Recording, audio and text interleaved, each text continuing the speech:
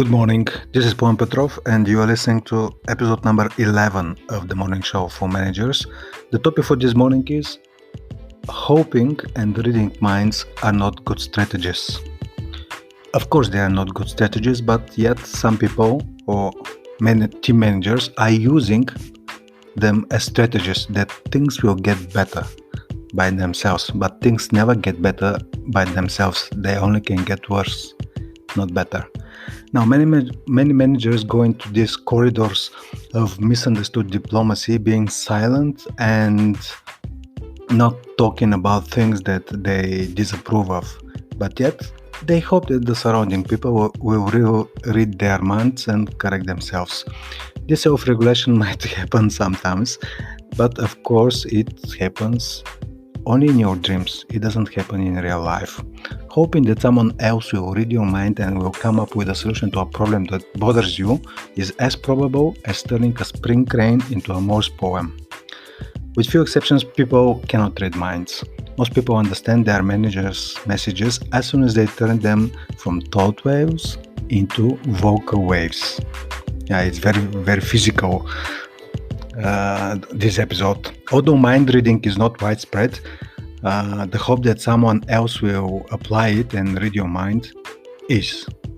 No one can read your thoughts. For example, that you don't like someone to be late or to be interrupting you or to look at his phone while you are talking to him.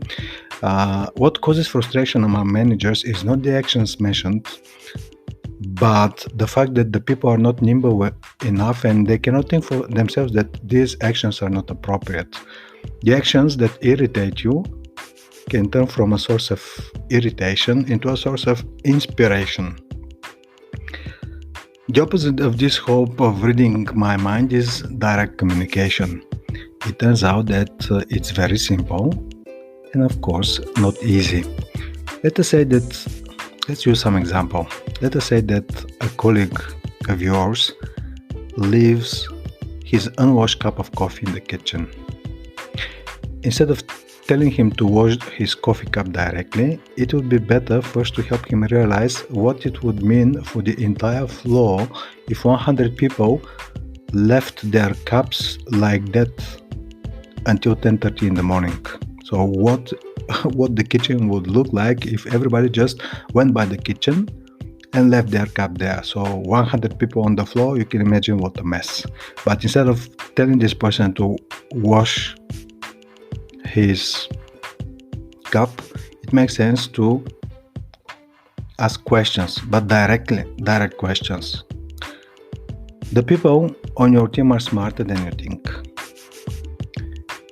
You don't have to treat them like children. Using the above example, you don't have to make them wash their cups. It's more like asking questions and realizing what is the impact if they leave their cups in the kitchen like that. So the people in your teams are much smarter than you think. You don't have to treat them like children, because this behavior of yours will create people, guess what, behaving like 35 years old children. However, before asking questions, check with yourself. Do you have the power to ask supportive questions? Or you will go on autopilot, being judgmental and sarcastic? Because, and this is the final thought for today, the highway of sarcasm will take you to the city of apathy. If you're using sarcasm all day long, at some point people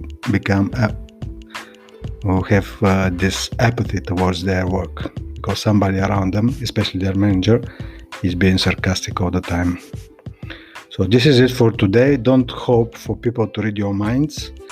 To read your mind, if you have something to say it, but not sarcastically, not judging people, but being supportive, asking questions, so that to help them realize what they are doing right, and also what they are not doing the way they are expected to do. So this is it for today, episode number 11. Hoping and reading minds are not good strategies. You can buy my books, Cold Shower for Managers. Probably you have guessed that these episodes have this effect of a cold shower, so you can have a lot of such cold showers in my book. You can buy it from Amazon, Apple Books, and other digital stores worldwide. And the next book that will be also available on Amazon and Apple Book is Park Your Ego. So that's it for today. Have a good day, and until next time.